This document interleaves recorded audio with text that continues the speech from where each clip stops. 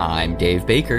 And I'm Spandrew Spice. Welcome to Deep Cuts, the podcast where we pick a topic and walk you through the ins, the outs, and the nitty-gritty, so you can appear like an interesting and idiosyncratic person at your next forced social function. Today's topic is... Champy, the Loch Ness monster of Lake Champlain. What is Champy? Well, he's the Loch Ness monster of Lake Champlain.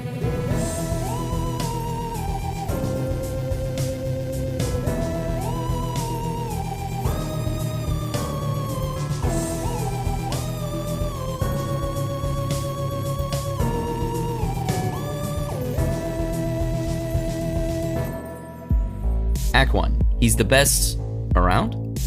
Lake Champlain is located along the borders of Quebec, New York, and Vermont. It's a freshwater lake that spans the border between Canada and the United States. The body of water acted for many years as the border between indigenous nations. The first peoples who called this area home were the Abenaki and the Mohawk of the Iroquois Confederacy.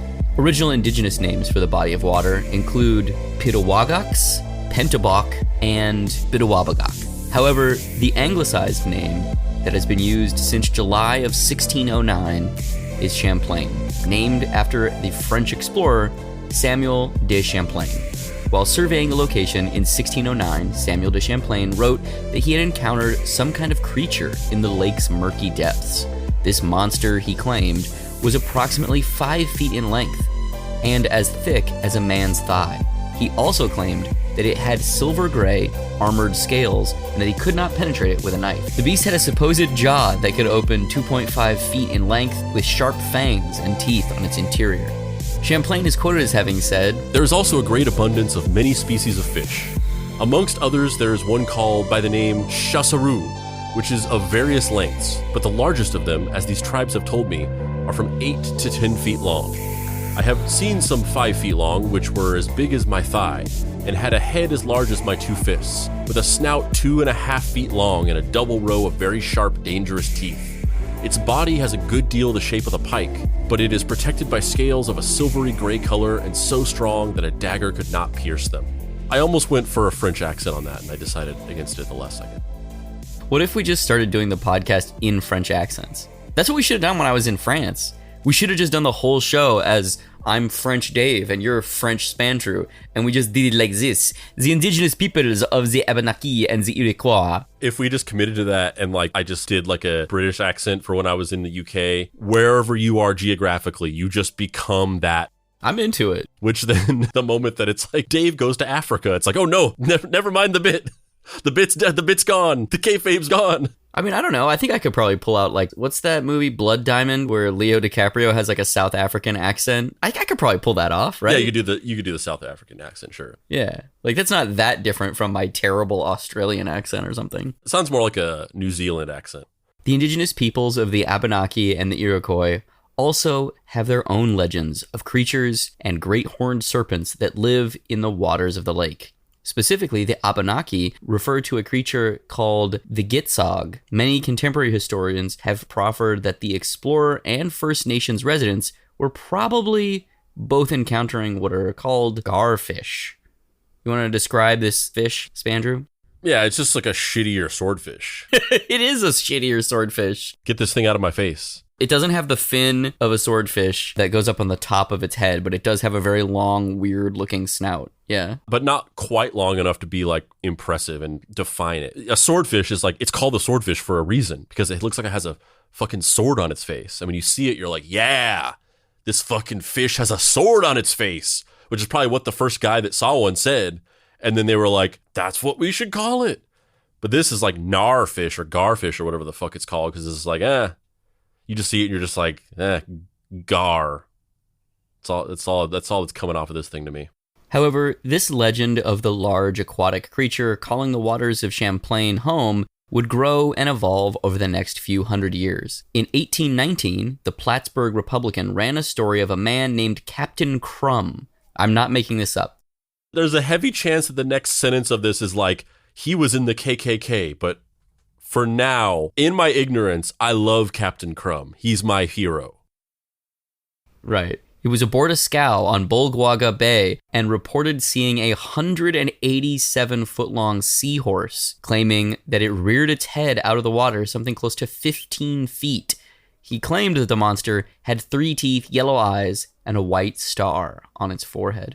So, you didn't walk into a briar patch on that one. That was pretty good. He's just a guy who's like, I fucking saw some shit, dude. I was on my boat, minding my business, and this fucking giant water snake that had 3 teeth and fucking yellow eyes came out of nowhere. And man, that shit was crazy. Yeah, I knew I was right. I'm vindicated. Captain Crumb is goated. We love Captain Crumb. It's really fascinating to me because all of these stories are like the origin of them all is some guy saw a normal animal. Like with Mothman, it was like a guy saw a bird or he saw an owl.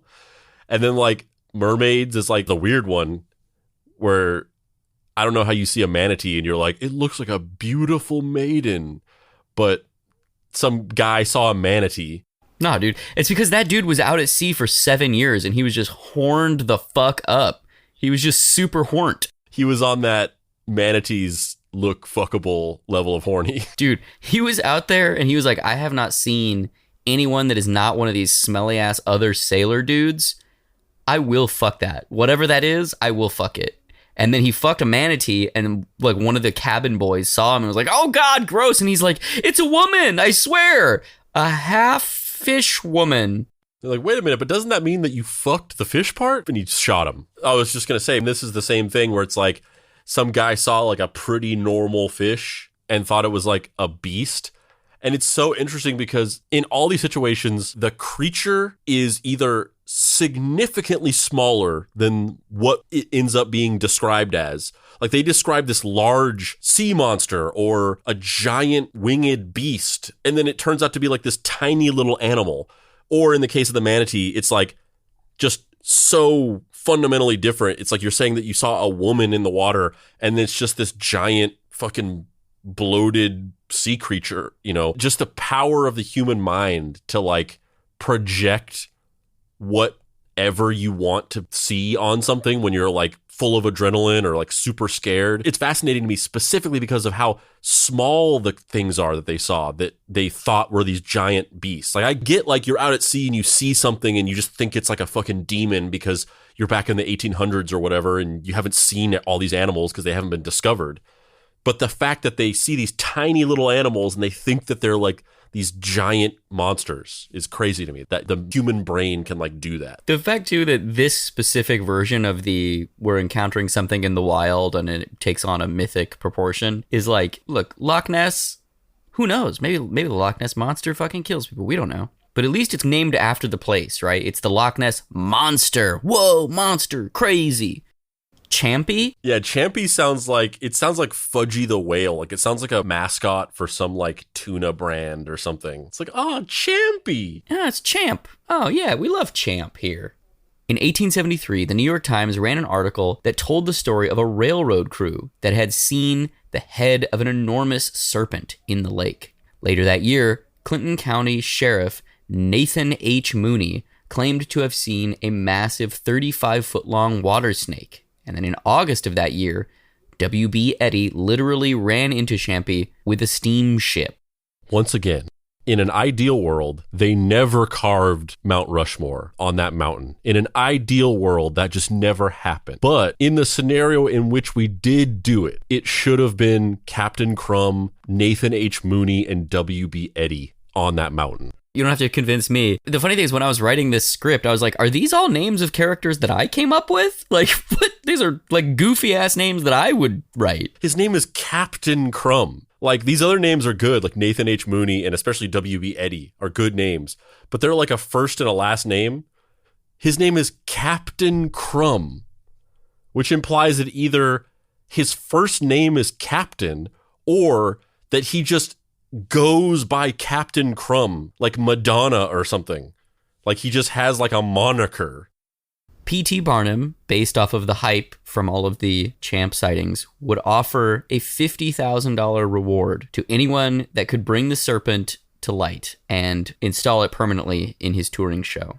So this is a drawing contemporary of the time of Champy. You want to describe this here, Spandrew? Yeah, I mean, first of all, if it's to be believed that the garfish is the thing that people thought was Champy, it looks nothing like Champy. It looks very much like the Loch Ness Monster. In my mind, I'd have to look at a picture of the way that they think the Loch Ness Monster looks, but in my mind, this just looks identical to the Loch Ness Monster. It also looks like the sea beast in that area in Super Mario 64 when you drop down into like a little underground cave, and there's like a little island, and then there's water, and then there's just like a sea monster riding around in the water, and you can jump on his back and just ride around. Yeah, I mean, picture mentally the Loch Ness Monster. It's that. Yeah. It's just that. Yeah, it's like a Brachiosaurus-looking type monster in terms of like its head. It's like this long neck. The head is more like serpent-like than dinosaur-like, but the body is kind of looks like a dinosaur's body, except for it just has like fins instead of legs. So, over the next basically couple hundred years, there's purported sightings of Champ. People in the area claim to see him, eyewitness accounts, but there's not a lot of recorded information, right? It's just kind of more people with goofy names being like, I swear I saw the fucking giant serpent in Lake Champlain. However, as we move into the 1900s, and specifically the last half of the 1900s, we start getting more and more verifiable proof of Champ's existence. We get multiple eyewitnesses who have either video or photography that accompany them. And the two main people are two women, Dee Carroll and then Sandra Mancy. So we're going to talk about Dee Carroll first. She sees Champ in 1980, and she told the early show, "We were driving along in the mid-'80s, the first weekend in December, and I was looking out the window of the car and said to my husband, 'What's that post-like thing out there?' And turned my head back, and here were concentric circles on the water moving out, and the post was gone. Now, posts don't just disappear. They float or stick up or do something. They don't just go down." So this woman in the 80s became a big proponent of Lake Champlain's mysterious creature. Here's a photo of her wearing an oversized red hoodie that has an image on it of a lighthouse and a boat and a little island, and she's standing by the border of Lake Champlain talking to a camera, and she's motioning with her arms. They're like about shoulder height, and it looks like she's about to do that, that meme of the white woman teaching people how to like hip hop, pop and lock dance, Yeah. She looks like she's doing that, where she's like, hip hop is like this. We pop and we lock. We pop and we lock. Yeah, she does like a rap about Champy. Yeah. A hip, a hop, a hibbit of the hip hop. My name's Dee Carroll, and I'm here to say that I saw Champy the other day. And I said, oh my lord, I better tell the world. And it'll strike a chord. Yes, that is exactly what she said. Those are the exact words that are coming out of her mouth. She looks like the Canadian Angela Lansbury. Oh, she totally does. Yeah. So based off of this initial sighting in 1980, a bunch of things start happening. And you can either believe that Champy is a real creature who's come out from the depths and just wanted to say hello in the 1990s, or people really got taken with the idea of having a homegrown Loch Ness Monster. And so by the time 1992 rolls around, about a decade later, there's over 180 sightings of Champ in 1992. The most famous of those is this photo by Sandra Mancy. Do you want to describe this one? He's real. He's totally real. Real. I saw this picture and just never mind. Forget every joke I made. Champy's real. Champ is fucking 100% real. The photo is a relatively calm body of water. 3/4 of the composition are that. Off in the distance, a tree line, a shore, and center-oriented right in the middle of the composition is a large snake-like entity. Whether it is Champ or fabricated or a piece of driftwood, who knows? But it is a large structure coming out of the water. Could be driftwood. I was thinking more that it would look like something that somebody like made and like set adrift and just like took a picture of it. Yeah, it could be. Sandra became something of a, early 90s folk persona. Kind of like how Bob Gimlin is with the Bigfoot or, various other people are with alien abductions. Sandra Mancy is kind of that for Champ, which is really funny to me because of the cryptids that you want to be aligned with, it's kind of funny that it's the monster of Lake Champlain. Yeah, first of all, it's such a C-team cryptid because it's just it's exactly Loch Ness Monster, right? It's the same thing. And honestly, Loch Ness Monster is the least interesting of the really famous cryptids. I think really it's just the name recognition and kind of the lore behind it of the fact that it's from this lake in Scotland and it just has this almost kind of medieval type air to it. And this doesn't have that. It's there's none of the cool cachet to it. It's just oh yeah, it's just in some lake in Champlain. It doesn't have that edge to it. And it's just not really a particularly interesting story. It's there's just a kind of a monster that just swims around. Bigfoot has all these interesting details to it. Mothman is really creepy and scary. This is just there's just a little guy. He just swims. So it's just it's a really kind of underwhelming thing to put your whole weight behind and just let define your entire life and personality. It's just Champy. But there's something charming about that. I really like the fact that it is somebody out there just pulling for this C-tiered monster of just no, you don't understand. You don't know Champy like I do. Fucking Lake Champlain, bro. Hometown pride. Champy. They don't love you like I love you. Champy. They don't love you like I love you. Champy. They don't love you like I love you. Sandra Mancy told Unsolved Mysteries. We stopped at this one place and the children were down further on the beach, having a great time. And Tony decided to go back to the car and get the camera. And I'm looking out at the lake and the lake starts churning. My first thought was scuba divers. But then it's too much. It would be too big of a group of scuba divers. But then fish, there's some very large sturgeon and big walleyes in the Champlain. So I thought, well, it's a very, very large school of fish. Then the head and the neck came up out of the water, and then the back. And I watched it turn its head and neck and look around. When it first came up, its mouth was open and I could see water coming out of the mouth. And I'm feeling like I shouldn't be there. Because to me, this thing should have been extinct 30 million years ago. But I'm not frightened. I'm in total awe and very calm. Then Tony came back and he saw it and he got all panicky, screaming and hollering at the kids to get out of the water. He helped me up to the bank, and when he did, he handed me the camera, and I turned around and it's still there. And I picked up the camera and took one shot. It's so funny that it's it's this, we're fucking, oh my God, get away. It's a mile away in that photo. It's so far away. Get out of the water, kids, it's Champy. We digitized it and ran all sorts of computer enhancement techniques. We were looking for pulleys or ropes or anything like that, superimpositions, but we found no evidence of hoaxing, and we concluded that the object, whatever it is, was there in the lake, at that estimated distance. It wasn't any sort of superimposition. She's verifying her own information. She's like, well, I took this picture and we checked it out and it was real. We put it through its paces. We made sure. And turns out it was completely real. There wasn't any fraud whatsoever. This picture that I took. It was totally legit. Yeah, it was totally legit. We took it to a guy and the guy was like, this is definitely not faked. That's so funny. The person just being like, well, we checked it out and it's real. That's all you got to do. Nobody thinks about that. Whenever you try to come out with some kind of conspiracy theory or whatever, and people are like, I don't think that's true. Where's the evidence? All you got to do is be like, we looked into it and it's actually true. It's totally real. We were skeptical too, but turns out it's true. Turns out it's very real. I don't know if you're familiar, but there's a process. There's a process to these things. And we went through that process and now everything's fine. Just the audacity.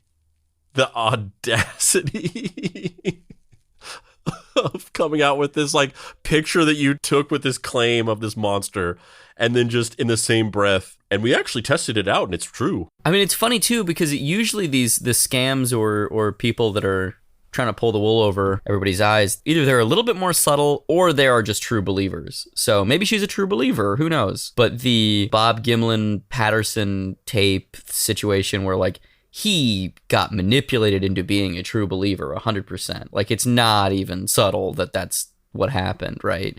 Or like so many of these alien invasion things where people either they have psychotic breaks and that's what they see, or they genuinely believe things happen, or they're, you know, like the guy we did an episode about who had that cult out in the middle of nowhere under giant rock and was the founding father of a bunch of the early UFO conspiratorial tropes and claimed that he could psychically commune with aliens. Like that guy. Yeah, right. That guy just is a grifter, right? Like he's a grifter, but the people that followed him, they were true believers. And that's kind of how these things usually function, is there's like a central hub character who is a bad faith actor, and then a group of either innocent or just alternative thinking people who get swept up into this, and they genuinely believe these things. And who knows, maybe some of it's real. I don't know. You know, there's a lot of Bigfoot viewers out there. There's also like a middle ground between the two as well. You can't truly know someone's heart, but there's a part of me that believes that Sophia Stewart is in the middle, where she lied about something in a way where it can almost become true over time. Because if you say like, oh, I wrote this book in the 80s and then these people stole it from me and made a movie out of it, there's no way to really prove that. There's such a separation between the two pieces of logic. It's like, I wrote this book in the 80s and I mailed it somewhere, and then this movie was made and it's clearly stolen from me, and you can't really prove a negative. So there's no proof that it's true, but there's also really no proof that it's not true. And obviously the burden of proof is that you make an outlandish or novel claim, you have to prove it's true.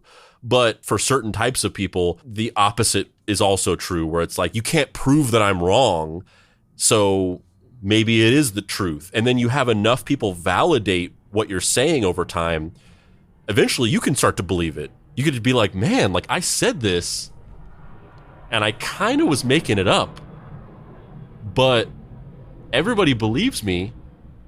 Maybe it did happen. And then eventually you start actually believing that it's true.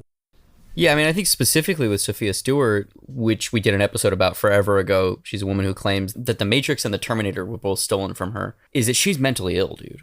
Like, she just is mentally ill. And there's an aspect of that as well, of like believing in your own kayfabe, you know, has overlap with mental illness. And like you said, she thinks it's true at this point, but that's also because she's not well. She thinks she was engaged to Muhammad Ali. Yeah. She claims to be Tupac's lover. That one's true. She also claimed that she won in court, and that is verifiably false. Like, she didn't. Yeah, like, but the court cases that she claims she won got thrown out. Yeah, but while I do believe that there's a level of mental illness, and once again, you can't know somebody's heart, especially when somebody is a liar. There's no way of really knowing what it is that they actually think or believe, or how calculated what they're doing is. But for instance, she claims that she won these lawsuits that were all thrown out, but part of that is the fact that she actually did win a lawsuit, which was she sued her lawyers for malpractice.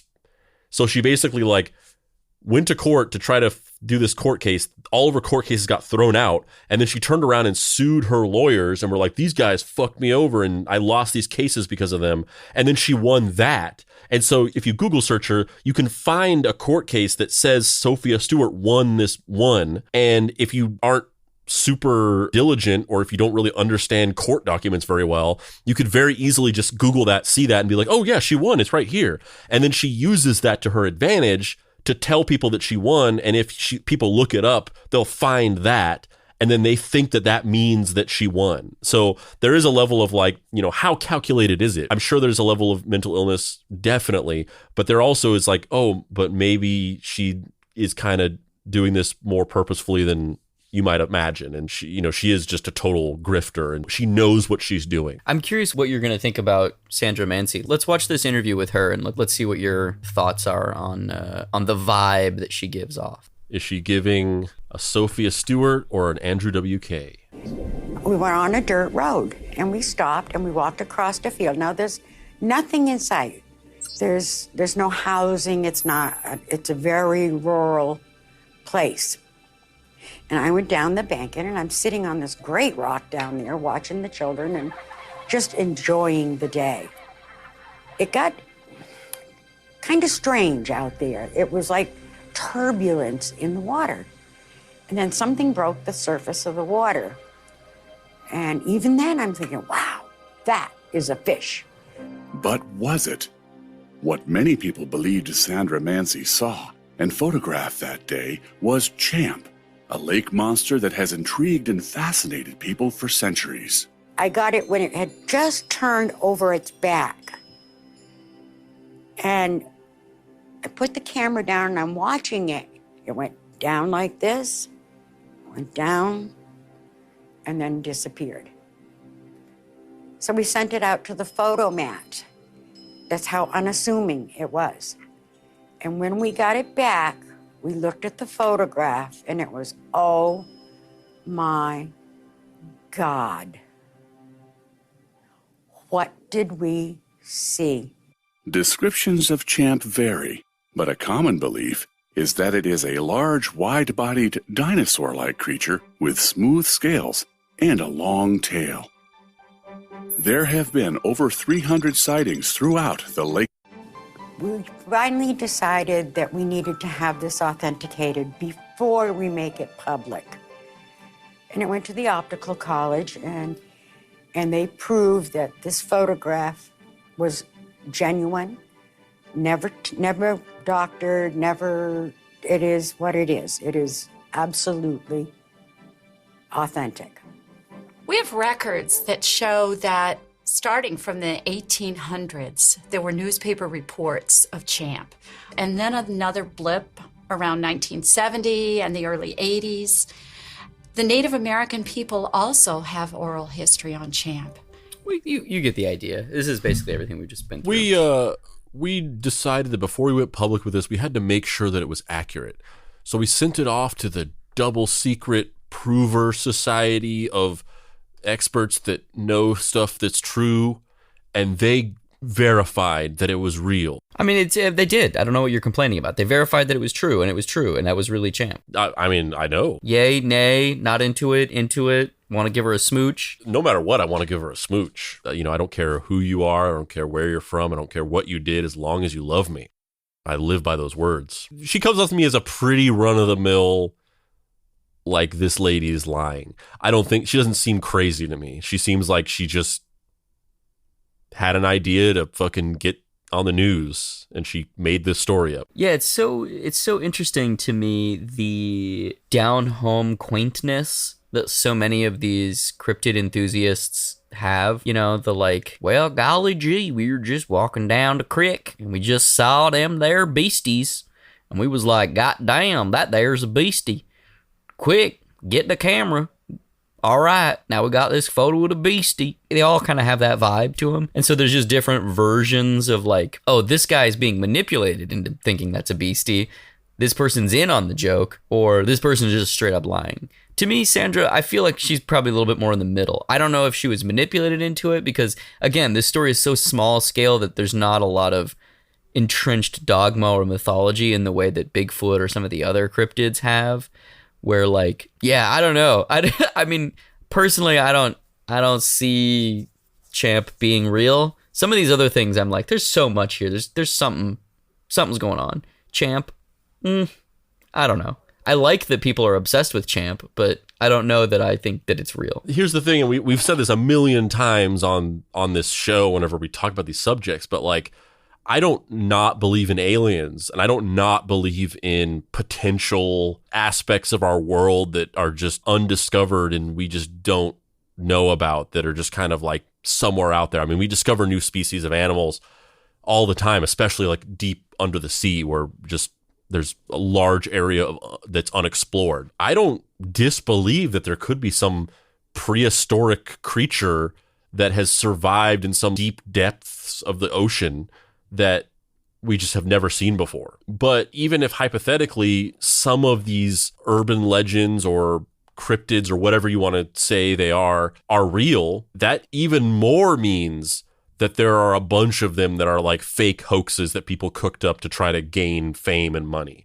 Like, especially if Bigfoot is real and the Loch Ness Monster is real, that means there's going to be like 100 other of these stories that are all just like somebody saw Bigfoot and was like, oh shit, like everyone's talking about this Bigfoot thing and these guys are on the news. We should do something like that. And then they come up with their own Bigfoot thing. And somebody saw Loch Ness Monster and saw how big of a cultural thing it was and was like, we should do our own Loch Ness Monster, and then made up Champ. Like, especially if those things are real, there's going to be thousands of other hoax stories. And yeah, what you said before about like, it almost seems like this is like the least creative people came up with, where there's just not a whole lot of interesting lore behind it.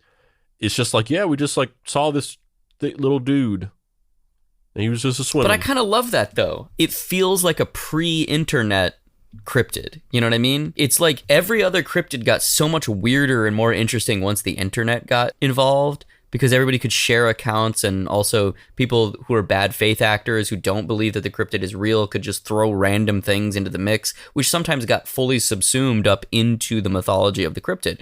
And like specifically with Champ, it's like he stopped being thought about in like 1992. It's like 1992 was his peak year, 180 sightings. And then no one thought of him again. We might be literally the only humans in the year 2024 who are like, hey guys, Lake Champlain, there's a monster in it. It's called Champy. Isn't that weird? Well, yeah, because there was 180 sightings and there was just no momentum. Yeah. Nothing really happened. And all these people were like, our little thing didn't turn into a big Mothman type thing. It's so funny to me. I know I said it before, but I'm going to say it again. The fact that his name is Champ is just so funny and endearing. And also, like, you know, there's a whole section on his wiki page, which is just like, Champ has been fucking absorbed into the local culture. The West Vermont Champineers are the, you know, basketball team of this high school. And, and the college, you know, New York, the New York Champs are, you know, he's a baseball mascot for them. And like, that kind of is the tier of this cryptid where like hyper localized things co-opt his legacy because it's like vaguely something people have heard about. Like, I have no doubt that there's like a local auto body shop and there's like a mural of Champ on the side of it. You know what I mean? Yeah, but it's just also underwhelming. You know how like Bigfoot is like really big in the Pacific Northwest, and then they have like these slogans in like Washington and Portland where it's like, keep Portland weird, keep Washington weird. It's the Champy slogan is keep Lake Champlain. But isn't that great? The scale of this is just so endearing to me because it really feels handmade. As opposed to like there's no episode of The $6 Million Man where he fights Champy. You know what I mean? Like, he's just, it's not even, they would never get past, it's not a big enough cultural thing. So it really feels more like the folklore that cryptids used to be, you know, where it's just like, you know, somebody's uncle is like, when I was 17 riding my bike along Champlain, I saw Champ. He winked at me and said, make sure to take so-and-so to prom. Yeah, that's what he does. If you get lucky enough to see Champy, he'll tell you who to take to prom. Yeah. When you're trapped in like a love triangle, you know. Unlike Mothman, who's, you know, his whole thing is, we gonna fuck. Champy is like, you gonna get to second base. Maybe first and a half. I also just realized how like basic cryptid names are. For some reason, I never thought about before, but I was thinking about, because my first thought was like Champ. Oh, it's Lake Champlain, and this monster is called Champ. The first, 5 words of the name of the lake. But then I realized that they're all kind of like that. Like Bigfoot is like, hey, this guy with a big foot, he's Bigfoot. The Loch Ness Monster, there's a monster in the Loch Ness. It's the Loch Ness Monster. Mothman. Hey, there's a man that looks like a moth. It's Mothman. But he doesn't even look like a moth, though. He's a butterfly dude. Yeah, well, that's the most creative, is that they saw like a butterfly man and they were like, Mothman. I'm thinking outside the box, baby. Yeah. Well, look, I mean, I think I've made it clear. I think Champ is hilarious. I love it. I'm so into it. I want to meet Sandra Mancy. She seems chill. I want to hear the story in person. Andrew, do you have any final thoughts about Champ, the Loch Ness Monster of Lake Champlain? Yeah, I mean, the thing that is most fascinating to me, I kind of talked about a little bit, of just the idea that these things are born out of people who are like partly just kind of bored, and they see this like easy opportunity to get some kind of attention to themselves that could either lead to some kind of financial gain, or just, you know, making them for a little bit feel special in a society that's like so obsessed with celebrity. And there's, you know, only like the top 1% of people are celebrities. So, you know, a great majority of people in this country just feel inadequate because not only are they not famous and rich, but also like in our country, we regard those things as being like the only things that matter. So if you aren't rich and famous, you're just like insignificant. Like that's just baked into our culture. And so this like weird gumbo of like people are super poor. Everybody has these weird like identity dysmorphic issues where they feel insignificant and completely unimportant because they don't live up to this standard that only like 1% of people are able to live up to. And in this weird confluence of these two things, it's comedically very common for a thing for people to do to be to make up a fake monster. Like that's very funny to me. That these two ingredients mixed together to make this thing where a lot of people make up fake monsters in our country. Like the idea of that is very funny to me. And they're never like, oh, we made up a monster and his name was like the fucking Annihilator. Yeah, it's Bigfoot, Champ, Mothman. It's like, I need to create a monster that symbolizes the crushing levers of economic inequality in our country. I need to find a way to get myself out of poverty by attaching myself to this strange folklorish beast. Squeaky. I saw Squeaky. You won't even believe it, man. Squeaky, he's so fucking scary, dude. He just like haunts check cashing facilities. Like if you go to Payday Loans after 8 p.m. on the second Thursday in November, you'll see Squeaky. He's just a big rubber duck. Squeaky, dude.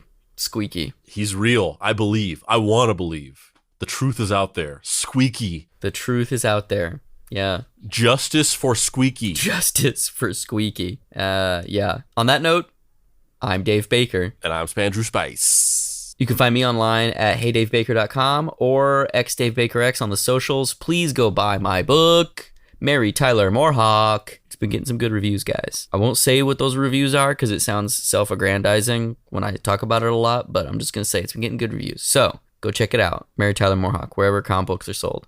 Spandrew, where can people find you? I'll talk about the reviews. The greatest review that Dave's gotten so far is, this book sucks, but the guy who wrote its dick is huge. That's what he was too modest to say. That review was written by me, by the way. Can't find me on social media. You know, I can't fool you anymore. I am on social media. You can find me on TikTok at Dead Boy Detective, where I talk about weird pop cultural stuff and make fun videos. If you want to pay your respects to the dear beloved Papa Pricey, you can go to his website, dapricewrites.com, and get his book, Deadbolt AI Private Eye. You can follow us on social media at Deep Cuts Pod on Instagram, Deep Cuts Podcast on Facebook. You can join the Deep Cuts Podcast Facebook group where we talk about the show and make memes. You can join the Discord server, bit.ly.com/DeepCutsDiscord, where we talk about the show, make memes, play games, and other fun stuff. You can follow us on TikTok at Mystery Treehouse, and you can check out the Squeaky exhibit that we are putting up at your local Payday Loan office. Fucking Squeaky.